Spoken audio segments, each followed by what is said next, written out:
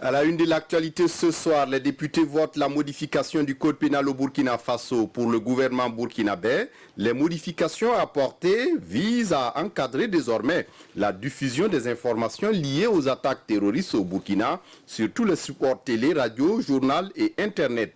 Mais le nouveau texte est jugé liberticide par les organisations de la société civile et des organisations professionnelles de journalistes. Après le vote, les différentes réactions à suivre dans ce journal. Et dans ce journal, le début du baccalauréat session 2019 au Burkina Faso, ils sont plus de 110 000 candidats dans le pays à aller à l'assaut de ce premier diplôme universitaire. Dans quel esprit aborde-t-il ces épreuves? Les réactions à suivre dans cette édition. Et dans cette édition, dans le journal également, faut-il craindre une prochaine augmentation des prix des tickets de transport en commun au Burkina? En tout cas, à en croire les transporteurs routiers qui étaient face à la presse ce matin, un réajustement des prix va intervenir les jours à venir. Par ailleurs, ils annoncent une grève du 24 au 27 juin prochain pour dénoncer le silence du gouvernement face à leurs préoccupations. Vous les entendrez dans cette édition. Et dans cette édition, la fête de la musique célébrée ce 21 juin. Plusieurs activités au programme, dont des concerts.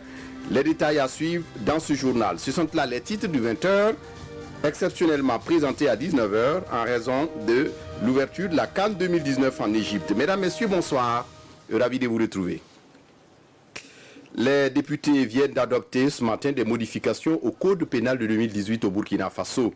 Le nouveau code sanctionne d'amende et d'emprisonnement ferme les citoyens et les journalistes qui se livreraient à la couverture médiatique d'attaques terroristes sans autorisation préalable des autorités. La loi adoptée, mais l'ambiance était houleuse ce matin à l'hémicycle. Compte rendu, Paul David Bambara, Zoubaviel David Dabiré. 103 voix pour, 7 contre et 4 abstentions. Les députés burkinabés viennent de voter la loi modificative du code pénal de 2018 dans une ambiance quelque peu agitée.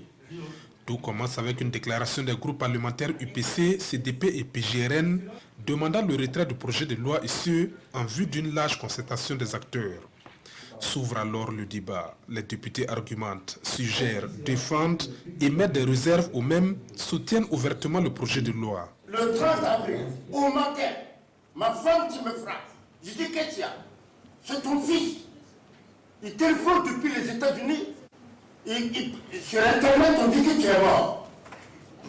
Vous l'avez entendu, non? On m'a tué. C'est par Internet. Que si tu sois des aveugles au moins, ouvre les yeux cette fois-ci avec un exemple terre à terre. Pourquoi? Parce qu'on ne peut pas permettre une liberté illimitée à un journaliste. La plume a fait beaucoup plus de victimes que l'épée depuis les 6 derniers siècles de l'humanité. Et quand le député Bendi Woba qualifie l'attitude de ses collègues de l'opposition de ridicule, une partie de la salle se vide. La presse nous a envoyé des courriers, même si c'est arrivé ce matin, en tant que députés représentant le peuple, nous avons le devoir d'écouter ce peuple-là. Et surtout de dire au gouvernement, attention, les gens disent qu'il y a un problème ici, prenez le temps. Qu'est-ce qui nous pousse que de faire une semaine, 2 semaines ou 1 mois pour revenir encore sur ce projet de texte, le lire et avoir une position consensuelle. Nous pensons que c'est comme ça qu'on construit un pays. Mais vouloir passer par les forceps, c'est mauvais. De deux, nous pensons qu'il y a des camarades et des collègues également députés qui n'ont rien compris dans la démocratie. La contestation, ce n'est pas des injustes, ce n'est pas des comportements enfantins. Une position partagée par les organisations professionnelles des médias qui disent n'avoir pas été consultées sur la question. Elles estiment qu'il s'agit là d'une atteinte à la liberté de presse. Vous savez de quand date la censure préalable?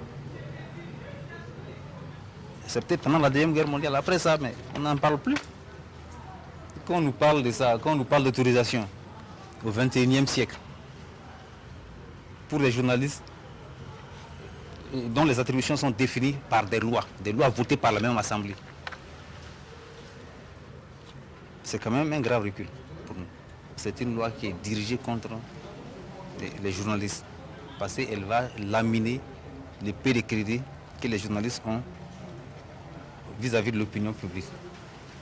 Et nous jugeons le processus également d'adoption de cette loi très méprisant. Pour le gouvernement burkinabé, la modification n'est nullement une volonté de museler la presse, mais plutôt de créer les conditions pour une protection des forces de défense et de sécurité dans leur mission. J'ai vu des gens qui ont fait des déclarations pour dire, en matière, par exemple, même la division en direct, est-ce que si on avait ce texte, est-ce qu'on pourrait donner les images du capitaine? Non, on a dit des informations de nature à compromettre. Ça veut dire concrètement quoi? Une attaque a lieu, vous allez vous donner l'information, mais vous n'avez pas le droit de donner la position de nos forces de défense et de sécurité, parce que donner leur position peut permettre aux ennemis de savoir comment s'organiser. Ou bien, par exemple, une attaque en cours, vous diffusez des images, vous dites que les gens sont en train de fuir, l'armée est en train de... vous encouragez. Donc c'est très précis et c'est des notions qui peuvent être maîtrisées sans qu'il y ait de débordement. Ce que je souhaite, c'est que ceux qui pensent qu'ils sont concernés puissent mener la réflexion. Nous sommes prêts à discuter pour qu'ils comprennent en réalité de quoi ça tourne. Sinon, j'ai l'impression qu'on donne plus de charges à la loi qu'elle en a. La loi est adoptée, mais le débat n'est pas clos.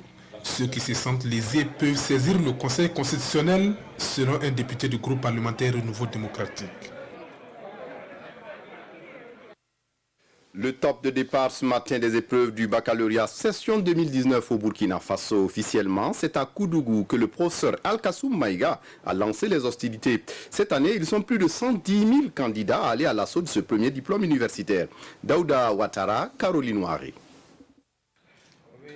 Ni le terrorisme ni la crise dans le système éducatif n'auront donc eu d'impact sur le calendrier de tenue du baccalauréat session 2019. C'est Koudougou dans la région du centre-ouest qui donne le top de départ pour toute l'étendue du territoire national. Cette année, 110 508 candidats vont à l'assaut du premier diplôme universitaire, dont 59,26% de garçons et 40,74% de filles. Le nombre de jurys est de 412, soit 47 jurys de plus qu'en 2018. Ces jurys sont logés dans 219 centres d'examen répartis sur toute l'étendue du territoire, dans 65 villes, contre 179 centres en 2018. Comparé à la session de 2018 toujours, l'on note une augmentation de 14,19% sur le nombre des candidats.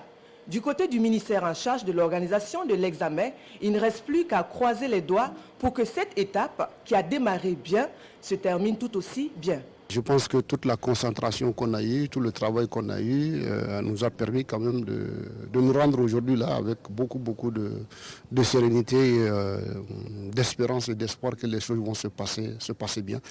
L'innovation majeure cette année se situe au niveau de l'étape de l'inscription des candidats qui auront réussi l'épreuve dans les différentes universités du Burkina. L'innovation principale cette année, c'est qu'on avait un logiciel qui était donc en test, le logiciel SDG MEC, qui a été donc éprouvé. Et cette année, on a formé donc tous les acteurs à la gestion, à la manipulation de ce logiciel-là.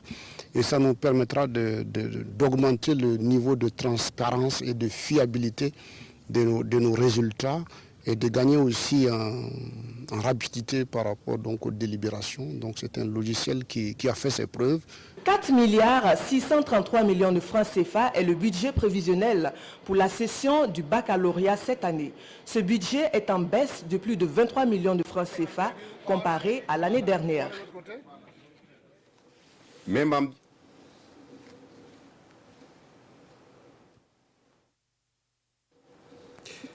ambiance à travers le pays. Dans la région des Hauts-Bassins, ils sont environ 15 500 candidats à prendre part à cet examen national. Les autorités administratives et éducatives de la région des Hauts-Bassins ont fait le déplacement au lycée national abritant 2 jurys afin d'encourager les candidats à mieux aborder les différents sujets, comme vous pouvez le voir ici sur les images. À Fadan Gourmand, dans l'est du pays, plus de 5000 candidats sont en lice pour l'obtention du baccalauréat de cette année. Et au sud-ouest du Burkina Faso, ils sont plus de 3000 candidats à prendre part à l'examen. Dans la région du centre, ils sont quelques 35 000 candidats à aller à l'assaut de ce diplôme. Partout, les autorités sont allées encourager les candidats. À Waïguia, une vingtaine de nouveaux médecins viennent d'achever leur formation initiale à l'université de la ville. La cérémonie de sortie officielle est intervenue ce 20 juin en présence des ministres en charge de l'enseignement et celui de la santé. Abdulkader Sawadgo, Moussaki, sur place à Waïguia pour les détails. En présence des maîtres de cette école, C'est une prestation de serment qui symbolise ici l'engagement de ces 23 nouveaux médecins à servir à la loyauté le Burkina Faso. 23 docteurs qui constituent la toute première promotion de médecins entièrement formés par l'université de Waïguia. Vu la formation qu'on a reçue, on peut être apte à braver tout ce qui nous attend sur le terrain. Former un médecin, ça dure 7 à 8 ans et que cette jeune université est née dans des conditions difficiles et qu'on soit arrivé à accompagner ces étudiants-là jusqu'au bout, c'est vraiment un événement exceptionnel pour nous. La cérémonie de Waïguia est placée sous le patronage du président du Faso, représenté par le ministre de la Santé. Ces nouveaux médecins qui vont venir agrandir le nombre de médecins et aptes à prendre en charge les problèmes de santé des populations, aptes à faire en sorte que les Burkinabés, les amis du Burkina Faso, là où ils se trouvent, puissent avoir leurs problèmes de santé pris en charge. Le centre universitaire polytechnique en 2010, l'université de Waïguia est devenue autonome en 2017. Pour le moment, c'est un bâtiment sans clôture, bâti sur une superficie de 202 hectares qui fait aujourd'hui face à plusieurs problèmes. Si on intègre 100 millions par an pour faire un pan du mur, peut-être qu'en 3 ans, 4 ans, on va régler la question de la clôture. J'ai pu vous assurer qu'au niveau du ministère, on travaille avec des bailleurs de fonds pour voir comment est-ce qu'on peut mettre en place des cités universitaires dans les 3 nouvelles universités. Dr Ismaïla Ouedraogo est le parrain de ces 23 nouveaux docteurs. Le secrétaire permanent du Conseil national de lutte contre le VIH-Sida et les IST a tout simplement demandé à ses fidèles d'être des médecins courageux, toujours à l'écoute des patients. La République de Chine organise le 24 et 25 juin prochain à Beijing un forum des coordinateurs africains. Une manifestation qui doit faire le bilan des engagements chinois sur le continent. À Ouagadougou, l'ambassadeur de Chine auprès du Burkina Faso explique l'enjeu de la rencontre. C'était en présence de Amadou Ardodiko. Suite au sommet Chine-Afrique de septembre dernier, se tiendra du 24 au 25 juin prochain le forum des coordinateurs africains sur la mise en œuvre des engagements de Beijing. 8 initiatives avaient été prises, parmi lesquelles on peut citer l'interconnexion des infrastructures, la facilitation du commerce, la sécurité, la santé, l'environnement et les échanges culturels. 60 milliards de dollars ont été promis pour couvrir ces engagements politiques. Plus de 80 officiels africains au rang ministériel, y compris 24 ministres des Affaires étrangères africains, ont fait leur inscription. La coopération gagnant-gagnante entre la Chine et les pays africains contraste avec l'actualité récente sur les relations commerciales entre la Chine et les États-Unis. J'aimerais profiter de cette opportunité pour réitérer l'ouverture et la disponibilité de la Chine à toute négociation basée sur le principe de l'égalité, de la sincérité et du partenariat gagnant-gagnant. Pour le cas du Burkina Faso, des conventions de coopération à hauteur de 90 milliards de francs CFA ont été signées et le volume d'échanges entre nos deux pays s'élève à 318 millions de dollars.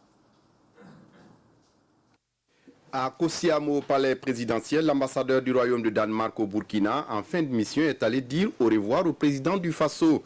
En plus de ce diplomate, Roch-Marc Christian Kaboré a reçu également une délégation du groupe des éditeurs de presse publique d'Afrique de l'Ouest. Le point de ces audiences avec Estelle Judith Assogba et Vincent Tiendrebego. Au palais de Kosiam ce matin, l'ambassadeur du Royaume de Danemark au Burkina en fin de mission est allé faire ses adieux au président du Faso après 3 ans de fonction à Ouagadougou. Précédemment premier conseiller, puis ambassadeur de son pays, la diplomate danoise totalise 8 années de vie au Burkina Faso, un pays dont le nom est désormais gravé dans sa mémoire. On a eu de bonnes relations, on a toujours de bonnes relations, donc je retiens que le bonne mémoire de mon passage au Burkina Faso. Et je suis sûre que je vais aussi revenir, au moins pour faire le visite de temps en temps. Tôt dans l'après-midi, Roch-Marc Christian Kaboré recevait une délégation du GPAO, le groupe des éditeurs de presse publique d'Afrique de l'Ouest. Ces responsables d'organes de presse publique, à l'image des éditions Sidoyas, sont allés s'entretenir avec le chef de l'État en marge des travaux de leur forum sur le rôle des médias dans la lutte contre la criminalité et le terrorisme. Comment conjuguer notre besoin d'écrire, de rapporter, d'informer, et puis les impératifs de sécurité. On continue de discuter. Il y a une déclaration qui sera, une résolution qui sortira de là. et vous verrez ce qu'on aura décidé. Le forum, parrainé par le président du Faso, s'est refermé cet après-midi, après 2 jours de travaux. La Fédération nationale des acteurs du transport dénonce le silence du gouvernement burkinabé face aux préoccupations des acteurs du secteur. Ce matin, face à la presse, la direction de cette organisation annonce en signe de protestation une grève de 72 heures à compter du 24 juin prochain. En outre, la Fédération estime qu'il faut s'attendre à une augmentation des prix des tickets de transport prochainement. Christine Koulibaly. Un arrêt d'exploitation de 72 heures à compter du lundi 24 juin, suivi de l'augmentation du titre de transport sur tous les axes routiers, c'est la principale annonce à cette conférence de presse de la FENAT, la Fédération nationale des acteurs du transport. Une décision pour, dit-elle, dénoncer le manque de volonté politique à l'égard des professionnels du secteur des transports. Pendant que la FENAT interpellait le gouvernement sur la nécessité de tenir ses promesses, intervint une augmentation du prix du carburant gasoil, principale matière première en transport automobile. Face au risque de troubles sociaux qu'aurait engendré une répercussion de cette augmentation sur les tarifs de transport, le gouvernement et les transporteurs routiers s'accordèrent sur tous les points de préoccupation avec échéancier ferme de résolution. Mais hélas, force est de constater que jusqu'à ce jour, les choses restent pratiquement en l'état, malgré plusieurs lettres de rappel aux différentes autorités pour leur signifier que les transporteurs routiers sont inexorablement au bord de la faillite. Une fiscalité étouffante, des ralentisseurs anarchiques et induisant des charges supplémentaires d'exploitation, des tracasseries routières et l'augmentation du coût du carburant sont autant de goulots d'étranglement dénoncés par les transporteurs qui se disent à bout de souffle. Qu'à cela ne tienne, la fédération se dit toujours ouverte au dialogue. Le promoteur national du Mung Bin, le Larlé Naba Tigré, vient de remettre des semences de ce céréal à des producteurs des 45 provinces du Burkina Faso. La remise de ces céréales est intervenue ce 20 juin à Ouagadougou en présence de Nathalie Kaoré. Il représente les producteurs agricoles des 13 régions du Burkina Faso et ils reçoivent ici des semences de Mung Bin. Après avoir démontré et convaincu plus d'un sur les vertus du Mung Bin, son promoteur veut désormais que cette légumineuse soit cultivée partout au Burkina Faso. C'est d'accompagner l'ensemble des producteurs des 45 provinces pour renforcer leur production de Mung Bin à travers des semences en tout cas de qualité. Je dois dire que c'est un premier pas, mais un pas géant. Si les producteurs arrivent à avoir des semences qui sont bien, ils vont faire de bonnes productions. Et ce produit-là a des qualités exceptionnelles dans le cas donc, de la nutrition. Donc nous sommes venus encourager cela. Au total, ce sont 10 tonnes de semences de Mung Bin que les producteurs des 45 provinces du Burkina Faso utiliseront au cours de la présente campagne agricole humide grâce à la République populaire de Chine. Nous sommes vraiment très satisfaits parce que nous avons eu des semences. Le partenaire aussi nous a promis de nous accompagner encore au niveau de l'élevage. En attendant, la République populaire de Chine offre ses 3000 poussins pour renforcer la production animale à la ferme Sompayimdi des origines. Une production animale et bien d'autres aménagements que l'ambassadeur chinois et les autres visiteurs ont découvert avec admiration.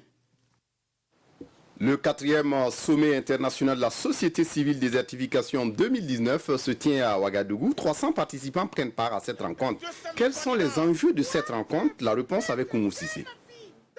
La désertification et la dégradation des terres touchent environ un tiers de la planète.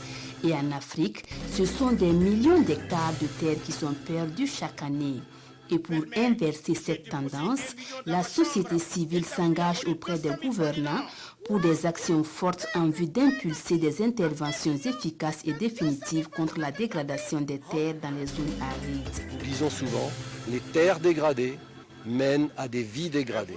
Et les vies dégradées mènent aux déstabilisations internationales, aux migrations. Voilà des sujets sur lesquels nous discutons et nous allons évidemment aussi discuter de la manière dont nous allons pouvoir prendre des décisions ensemble lors de la prochaine conférence des parties dans la Convention des Nations Unies. Car c'est en travaillant ensemble à une gestion durable des terres arables et à la restauration des terres dégradées que l'atteinte à la neutralité sera une réalité. Le sommet désertif Action 2019 sera également une occasion pour faire le point des initiatives comme la Grande Muraille verte au Sahara et au Sahel, l'adaptation pour l'agriculture africaine et bien d'autres. Objectif, mieux fédérer les OSC autour de ces initiatives. Et si tu ne payes pas, qu'est-ce que je fais? Dans l'actualité ce soir, tous les 21 juin de chaque année, est célébrée dans le monde la fête de la musique. L'idée de cette fête est de faire jouer les musiciens dans la rue afin de promouvoir la musique et de la démocratiser. Au Burkina Faso, les gens aiment aussi la musique et la fête chaque année. Et cette année, quelle est la participation du monde de la musique? Vincent Tiendrebego nous répond dans ce reportage. Aujourd'hui, 21 juin, c'est la fête de la musique. On dit qu'elle adoucit les mœurs. Difficile, voire impossible de s'en passer. Dans sa voiture, sur son téléphone ou avec son poste récepteur, tous les moyens sont bons pour assouvir sa soif de musique. J'aime écouter la musique et c'est mon passe-temps favori surtout. Quand j'ai des soucis, il faut que j'écoute la musique pour que ça me passe. La musique, quand je l'écoute, c'est un moyen de me distraire aussi. Ça me permet de me vider l'esprit au fait. C'est un loisir, un plaisir d'écouter de la musique, ça aide à se détendre, ça permet de se mettre de bonne humeur parfois et souvent aussi ça reflète l'état d'esprit qu'on a. Musique traditionnelle ou moderne, reggae, zouk ou rap, à chacun sa préférence.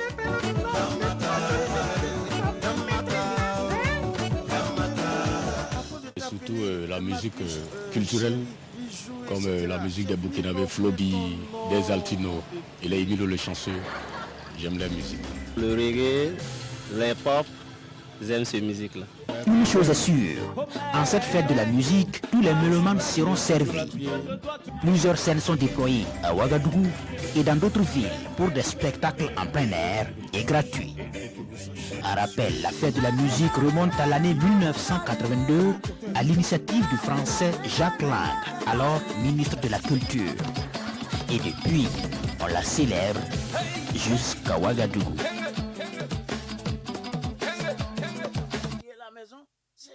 Ce journal, le président américain Donald Trump a affirmé ce vendredi ne pas être pressé de répondre militairement à l'Iran, expliquant avoir annulé au dernier moment des frappes prévues jeudi soir car elles auraient fait de nombreuses victimes. Dans une série de tweets matinaux, Donald Trump a détaillé le déroulement de la soirée de jeudi. Regardez. Sur ces images de l'armée iranienne, on peut apercevoir la trajectoire du missile qui a percuté le drone américain abattu jeudi.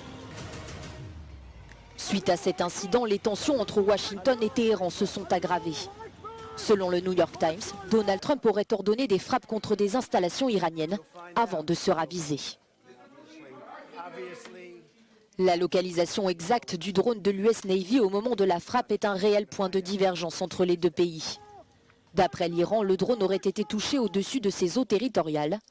Les États-Unis assurent de leur côté que l'appareil a été abattu alors qu'il se trouvait dans l'espace aérien international. Pour l'heure, Washington a interdit jusqu'à nouvel ordre aux compagnies aériennes américaines le survol de l'espace aérien contrôlé par Téhéran. Voilà, c'est tout pour ce journal. Je vous laisse en compagnie du service des sports de la télévision du Burkina pour la suite de la cérémonie d'ouverture de la CAN 2019 en Égypte. Merci de votre attention. Très bonne suite de programme.